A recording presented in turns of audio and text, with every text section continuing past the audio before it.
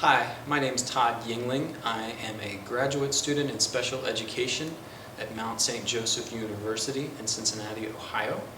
And I'm here to talk about the IEP process. This video is intended mainly for parents and families of students who are maybe just being identified as having a disability or who are being evaluated for special education.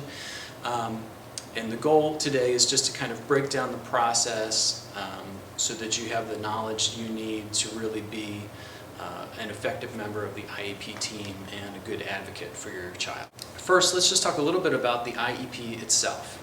IEP stands for Individualized Education Program. And as you can see from this little picture, the IEP is basically just a roadmap for what services are going to be delivered to your child and what his or her educational goals are going to be. And you can also see our little town on here, IDEA 04, that stands for the Individuals with Disabilities Education Act of 2004. This is the federal law that mandates the development of an IEP for any student who is identified as having a disability and is eligible for special education. So this is kind of like, this is just the city where we all live now. Now that federal law, the Individuals with Disabilities Education Act, states that students are entitled to a free, appropriate public education in the least restrictive environment and are entitled to high expectations for educational success. So when you hear teachers or other school officials talk about federal law, federal mandates, and all these things you have to do, sometimes it can seem a little overwhelming and like things are kind of being imposed on you. Just remember that the whole goal of all of this is to protect your students' entitlement to a free, appropriate public education in the least restrictive environment. So let's talk a little bit about the process itself.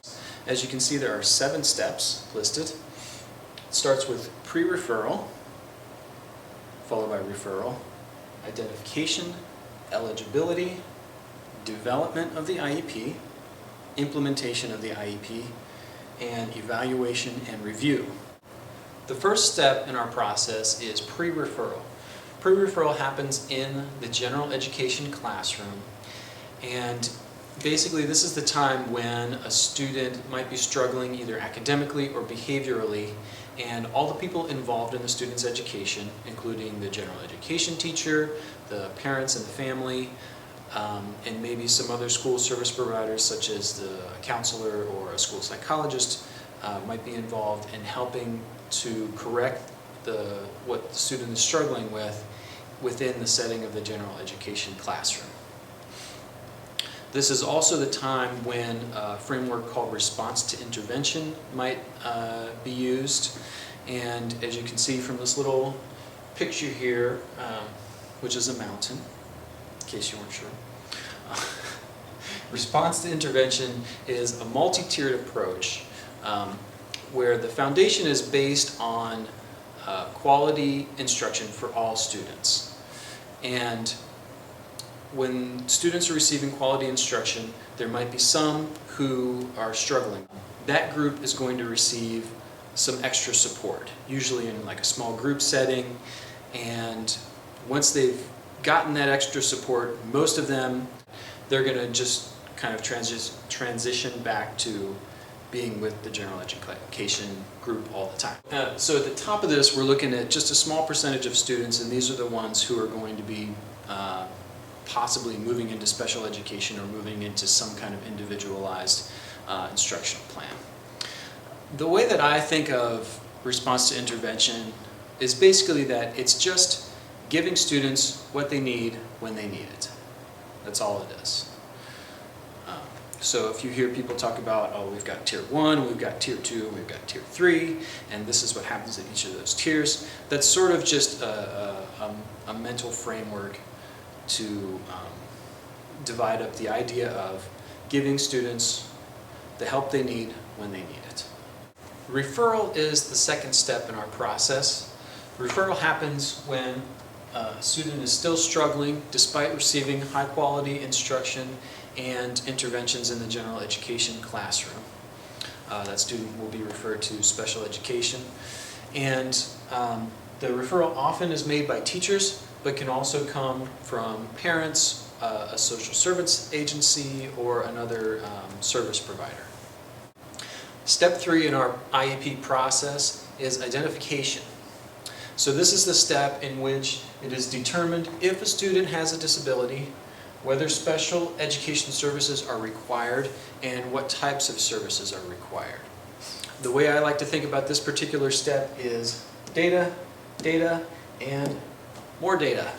Basically, any information about the student is useful. So there are all kinds of different things that can and are used in this part of the process. So these include formal evaluations or assessments by service providers. So for example, if the student is having a speech issue, there will be an evaluation by a speech language pathologist.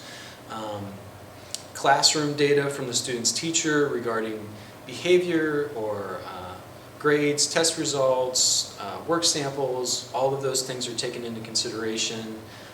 Any information from the parents and family is also tremendously valuable.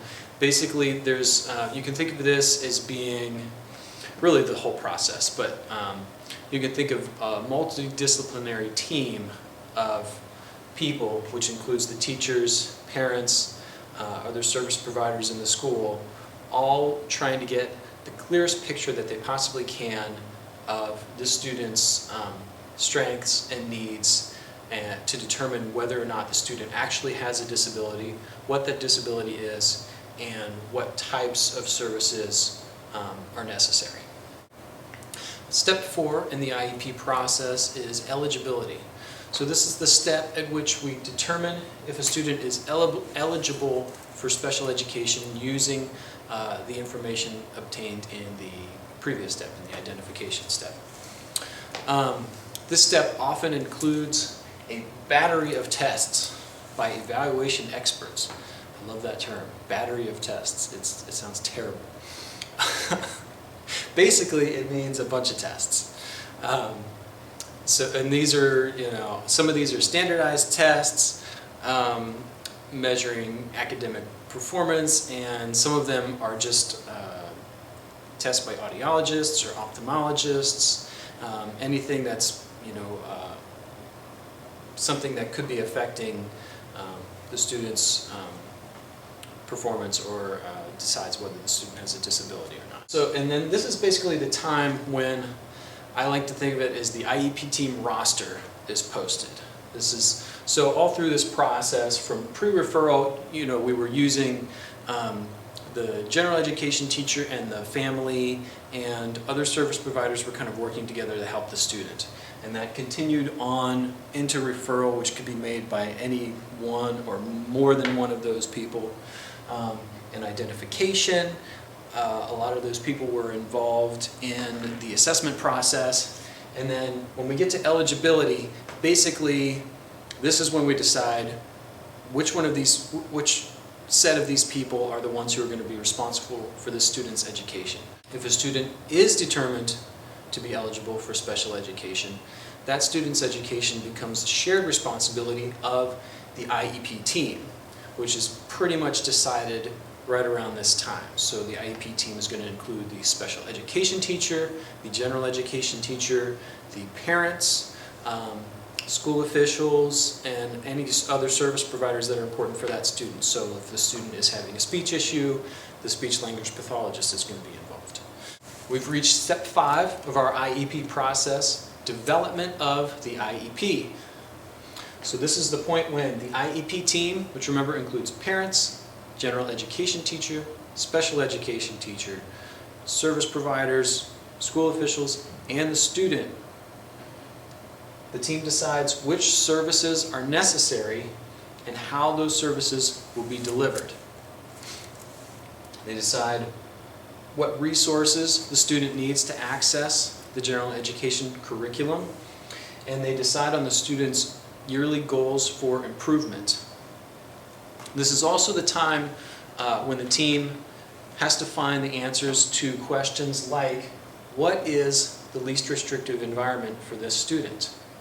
And what is an appropriate education for this student? All of these questions are answered by the entire team, which, remember, includes you as the parents and includes the student whenever it's appropriate, which in my mind it's usually appropriate. So remember that your input is not only valued and valuable in this process, you are also legally entitled to have a say in the education plan that is developed for your child. Step 6 in our IEP process is implementation of the IEP. So this is what I kind of consider the business as usual step. So once we've developed the IEP, now we deliver the services and the educational strategies and work on the educational goals that the IEP team developed. So a big part of the implementation is keeping track of the student's progress toward the goals and the short-term objectives that are sort of like the little steps toward each one of those goals. The special education teacher and general education teacher should be closely monitoring the student's progress, and they should report to you frequently about the student's progress. Don't be afraid to ask them if you want to know more than what they're giving you.